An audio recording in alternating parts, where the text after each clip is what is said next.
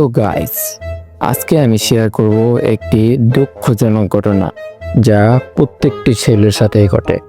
তো বিগত কিছুদিন ধরে আমার ফ্যামিলি আমার চুলের পিছে এমন ভাবে লাগছে যে কি বলবো আর, কিন্তু আমার মুখে সে এক কথাই যে চুল তো ভুলেও কাটা হবে না।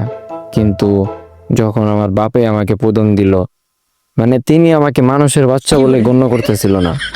তো ফাইনালি বেরিয়ে পড়লাম আমি আর কাউসার আমার চুল কাটার উদ্দেশ্যে। তো চুলগুলো নিয়ে তো লাস্ট ভিডিও করলাম। তো ফাইনালি চুলগুলো দেখিয়ে একটি নকল কান্নাকাটি করে হিরোর মতো সেলুনে এন্ট্রি নিলাম। তো চুলগুলো নিয়ে লাস্ট ভিডিও করা আসলে খুব দুঃখজনক, যেটা একমাত্র ছেলেরাই বুঝে। তো ফাইনালি খোবাখুবি শুরু। গাইস জানি আমার কামলা মতো লাগতেছে, এরা আর কমেন্টে বলার কিছু নাই।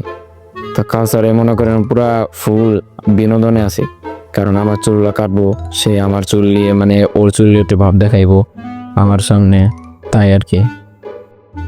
That was A final look.